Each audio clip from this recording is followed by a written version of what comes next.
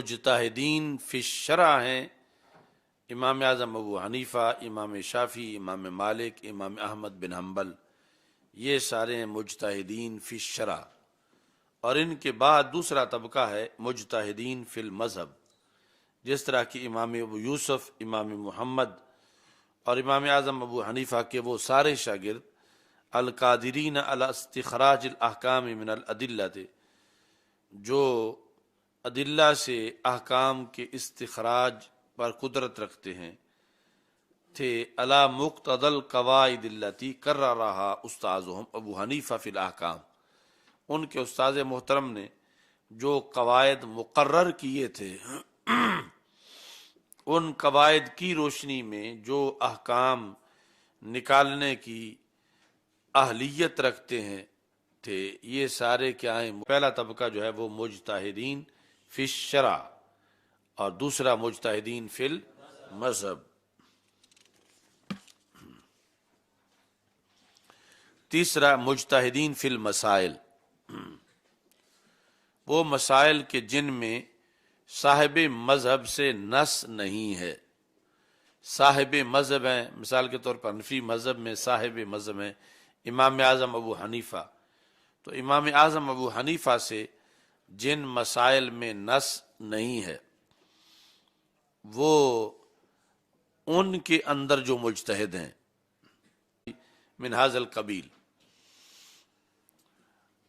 تو یہ کہتے ہیں کہ فقہ کی کتابوں میں آپ کو یہ قول ملتا ہے، مثال کے طور ہدایہ میں یہ ملتا ہے، کوئی بات لکھنے کے بعد قضا فی تخریج القرخی، یا یہ ملتا ہے قضا فی تخریج الرازی، تو یہ مطلب ہوتا ہے تخریج کا۔ یعنی آج ہم تخریج کا لفظ بولتے ہیں کوئی حوالہ اصل ماخذ سے تلاش کر لینا اور اسے لکھ دینا، تو یہ ہے کہ فلاں حدیث کی تخریج ہو گئی ہے کہ یہ کس کس نے روایت کی ہے۔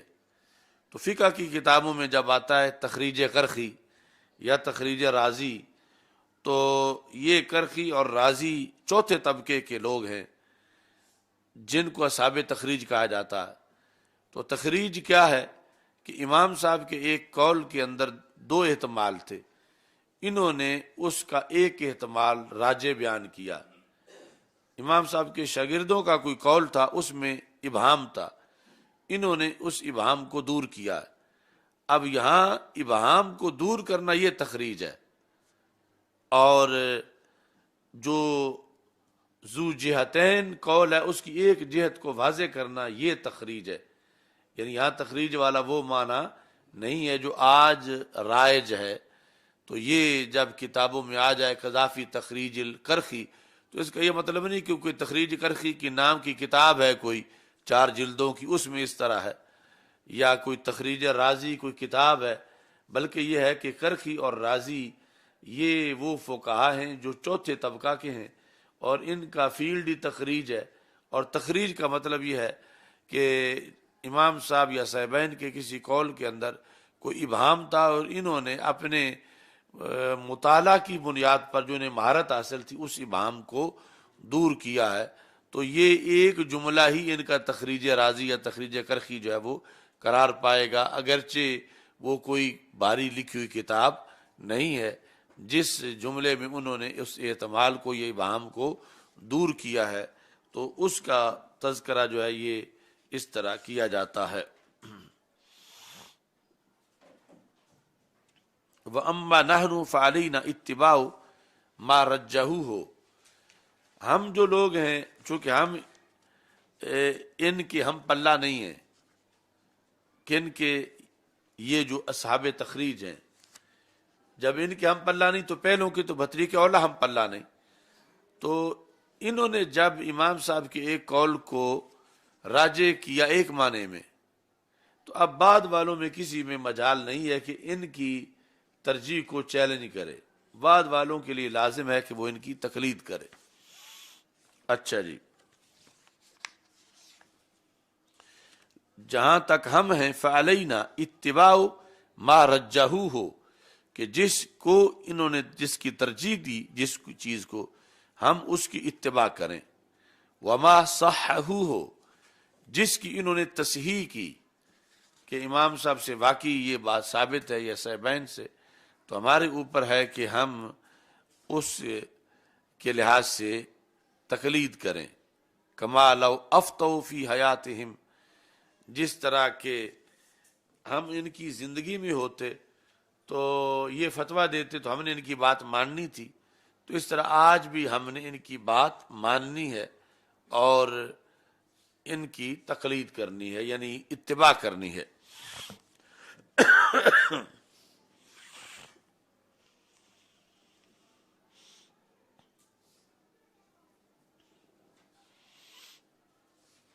اب سوال پیدا ہوتا ہے کہ یہ جو اصحاب ترجیح ہیں، کبھی یہ کچھ اقوال کی محض حکایت کرتے ہیں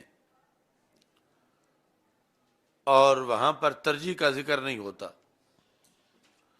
اور کبھی ان کے ہاں پھر صحیح میں اختلاف ہو جاتا ہے اصحاب ترجیح کے ہاں، تو پھر ہم کیا کریں؟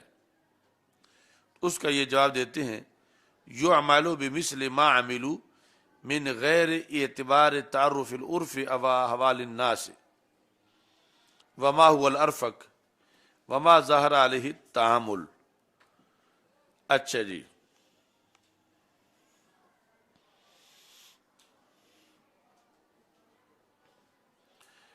وہ جس چیز کی انہوں نے محض حکایت کی ہے اس کے پس منظر میں کوئی نہ کوئی وجہ موجود ہوگی، تو ہم اس وجہ کو پیش نظر رکھ کے جب تک وہ وجہ برقرار ہے ہم اس پہ عمل کریں گے.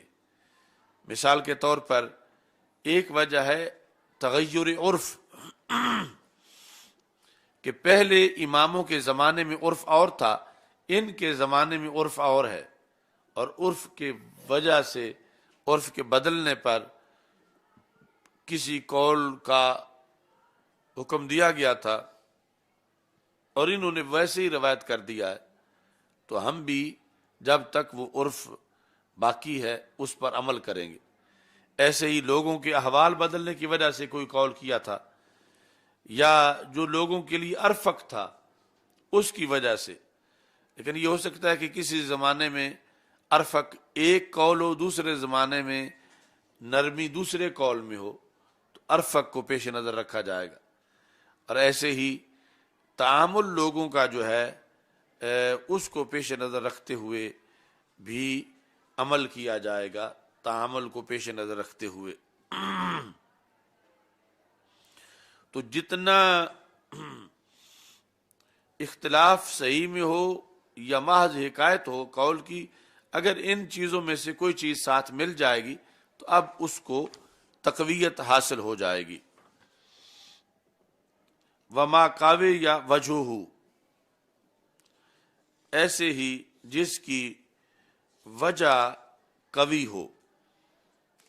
یہ اوپر جو ہے وہ متن میں گزرا ہے، اور نیچے اب یہ ہے کہ چوتھا طبقہ گزرنے کے بعد پانچواں طبقہ ہے طبقہ الترجیح من المقلدین. اچھا جی، طبقہ تو اصحاب ترجیح، چوتھا تھا اصحاب تخریج، پانچواں اصحاب ترجیح. جس طرح کے ابو الحسن قدوری ہیں، صاحب ہدایہ ہیں، اور ان کی مثال وشأنہم تفضیل بعض الروایات علی بعض، ان کا کام نہ اجتہاد کرنا ہے، ان کا کام نہ تخریج کرنا ہے، ان کا کام بعض روایات کو بعض پر ترجیح دینا ہے. کقولہم ھذا اولی وھذا صح روایۃ وھذا ارفق للناس، یہ ان کا فیلڈ ہے کہ انہوں نے ارفق بتانا ہے، اولا بتانا ہے. تو پانچواں طبقہ ہے مقلدین کا، جو اقوا اور قوی میں امتیاز کر سکتے ہیں، جو ضعیف اور قوی میں اختلاف کر سکتے ہیں، ظاہر مذہب اور روایت نادرہ کے اندر اختلاف کر سکتے ہیں. جس طرح کے متاخرین میں سے معتبر متون کے ماتن ہیں، صاحب کنز، صاحب مختار، صاحب وقایا، مجمع الانہر. وشأنہم اللہ ینقل الاقوال المردودۃ والروایات الضعیفۃ، کہ یہ جو متون لکھنے والے ہیں انہوں نے کوئی مردود قول جو یا ضعیف روایت جو اس کو ذکر نہیں کرنا ہوتا. یہ صرف اقوی اور قوی کا فرق کرنے والے ہیں. یہ چھٹا طبقہ ہے، طبقۃ المقلدین القادرین علی التمییز بین الاقوی والقوی والضعیف. ساتواں طبقہ ہے لا یقدرون علی ما ذکر، موجودہ کوئی کام بھی نہیں کر سکتے مذکورہ، نہ مجتہد فی شرع ہیں، نہ فی المذہب ہیں، نہ اصحاب تخریج ہیں، نہ اصحاب ترجیح ہیں، اور نہ ہی وہ تمیز کر سکتے ہیں کس میں بین الغث والسمین، کہ لسا کون ہے اور موٹا کون ہے، بین الغث والسمین، کہ لاغر کمزور کون ہے، پتلا کون ہے اور موٹا کون ہے. یعنی یہ ہم سب کا طبقہ ہے ساتواں، کہ طبقۃ المقلدین الذین لا یقدرون علی ما ذکر، جو ذکر کیا گیا پہلے اس پر قدرت نہیں رکھتے لیکن مقلدین ضرور ہیں. تو یہ بھی عافیت ہے کہ غیر مقلد نہیں بلکہ مقلدین ہیں.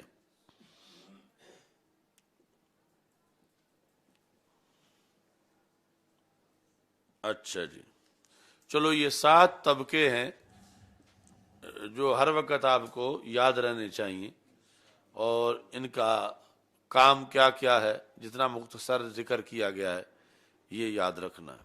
الحمدللہ رب العالمین، السلام علیہ رسول اللہ، استغفر اللہ لا الہ الا اللہ وحدہ لا شریک له، له الملک وله الحمد وهو على كل شيء قدير.